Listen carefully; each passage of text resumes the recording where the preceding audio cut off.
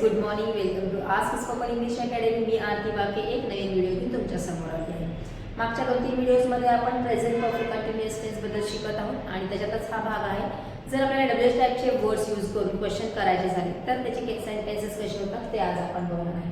चालू पूर्ण वर्तमान काळ ऑलरेडी आय टोल्ड यू भूतकाळामध्ये सुरू झालेली आहे, अजून चालू आहे आणि थोडा वेळ अजून सुद्धा चालू राहणार आहे फ्युचरमध्ये. त्याच्यामध्ये आपण हॅव हॅज वापरतो, हेल्पिंग वर्ब म्हणून बीन प्रत्यय वापरतो आणि कंटिन्युअस असल्यामुळे क्रियापदाला आयएनजी रूप वापरतो. आता जेव्हा त्याचा आपल्याला डब्ल्यूएच टाईप वर्ड्स यूज करून क्वेश्चन करायचं असेल the question starts with that WH type word. त्याच्यानंतर येणार आहे हेल्पिंग वर्ब हॅव किंवा हॅज, एक वचन असेल तर हॅज, अनेक वचन असेल तर हॅव. त्याच्यानंतर येणार आहे वाक्यातला सब्जेक्ट. देन येणार आहे बीन प्रत्यय, क्रियापदाचा आयएनजीचं रूप, ऑब्जेक्ट कॉम्प्लिमेंट वाक्य कंप्लीट करण्यासाठी लागणारे शब्द. त्याच्यानंतर टाइम येणार आहे जसं की सिन्स आणि फ्रॉम आपण यूज करतो आणि क्वेश्चन असल्यामुळे येणार आहे लास्टला क्वेश्चन मार्क. आता तुम्हाला ऑलरेडी सेंटेन्सेस शिकवताना काय केलं होतं आपण सब्जेक्ट नंतर हॅव हॅज बीन असं घेतलं होतं.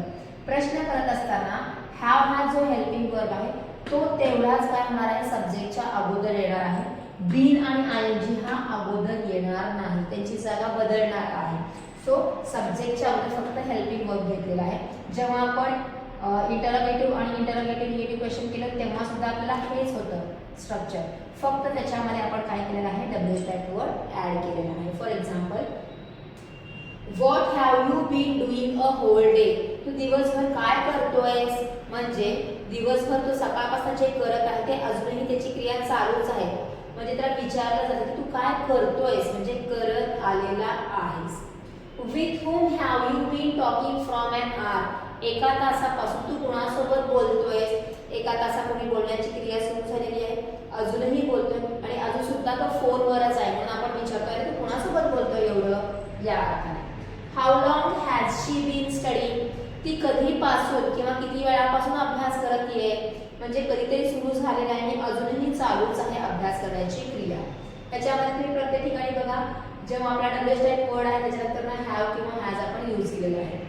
What have they been playing since morning. सकाळपासून ते काय खेळत आहेत, खेळत आलेले आहेत म्हणजे अजून सुद्धा खेळावेत असं ते काय खेळत आहेत जे सकाळपासून चालूच आहे. Who has been arranging all the things for function from 8 days. 8 दिवसापासून फंक्शनसाठी सगळ्या गोष्टी कोण अरेंज करत आलेला आहे. Why have the boys been spreading rumors about Rina. रीनाबद्दल मुलं अफवा काय पसरवत आलेले आहेत. आणि where has your father been working since the transfer. Transfer झाल्यापासून तुझे पप्पा कुठं काम करत आलेले आहेत.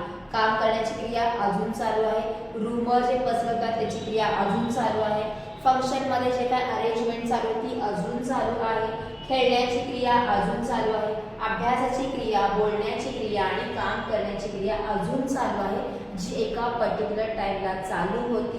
But we have asked some questions. कधी, केव्हा, कुणासोबत, का, कसं, कुठे हे फक्त डब्ल्यूएच टाईप वर्ड्स आपण काय केले त्याच्यामध्ये ऍड केलेले आहेत आणि आपण क्वेश्चन तयार केलेला आहे.